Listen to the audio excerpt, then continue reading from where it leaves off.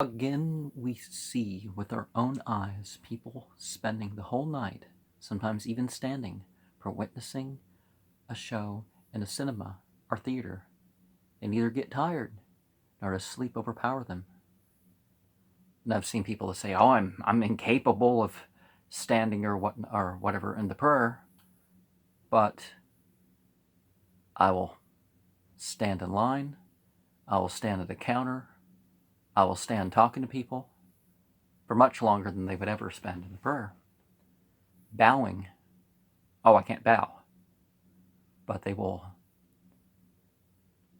be bent over a car or something for as much as half an hour, saying, or they'll crawl around the floor, lay on their belly in front of things, and say, oh, I can't prostrate. So, we know about those people. When such impious deeds, if indulged in, have such an attraction, then what makes us doubt that spiritual activities can be so attractive and tasteful, while persons taking part in them are given additional strength and endurance by Allah? The only reason for our doubt is our ignorance, which is like that of an immature child about the experience of adults. May Allah enable us to attain the heights where we may be able to taste the pleasures of His Ibadah. Part F, an important note. According to the Sufis, Salah is in fact a supplication to and speech with Allah, and therefore needs, through concentration, in case of other observances, we need not be so attentive. For example, the essence of zakah is to spend money for the pleasure of Allah. Spending in itself is so hard on a person that even if he does it inattentively, he would feel the pinch of it.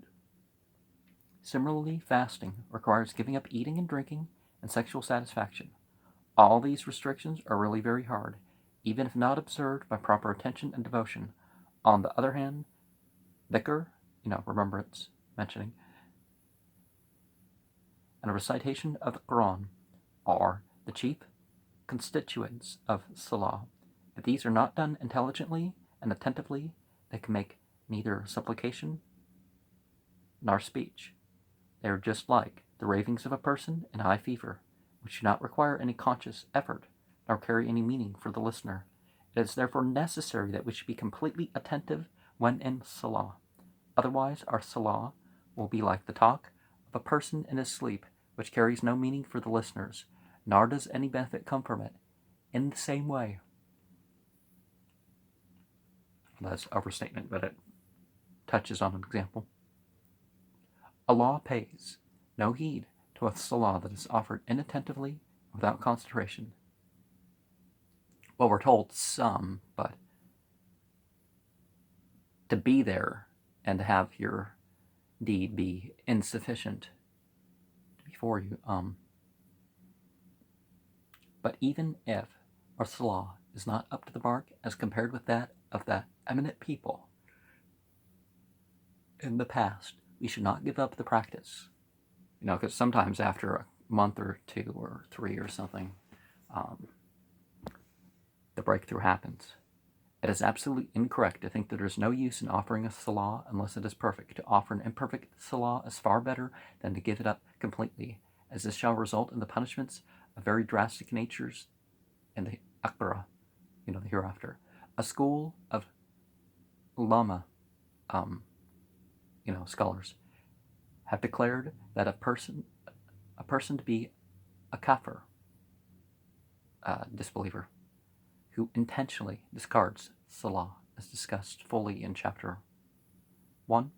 It is therefore imperative on all of us to make sincere and genuine efforts to do justice to our salah and pray to Allah to grant us the ability to offer salah similar to that of the eminent people in the past, so that we may have at least one salah of that nature to our credit for the presentation before Allah. And that's very much one of the things. Sometimes it's like repeating remembrance. Why in the world am I saying this 100 times? Oh, I'm saying this 70 times. The one time you feel it. And these extra prayers, not only do they make up for the flaws in the other prayers and help you carry this out into other parts of the prayer, but sometimes it's the two before the dawn prayer. That's how you feel the dawn prayer. That's how you really get into the dawn prayer, as you've worked at it, then finally, boom.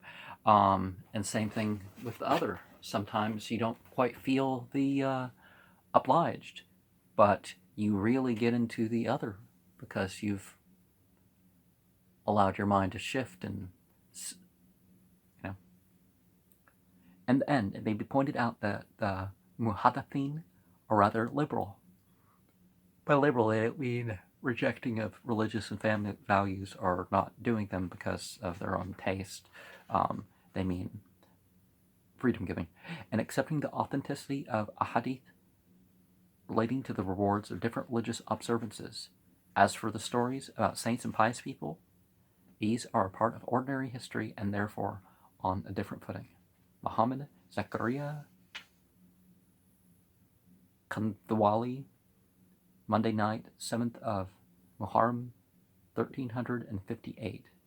And I record this on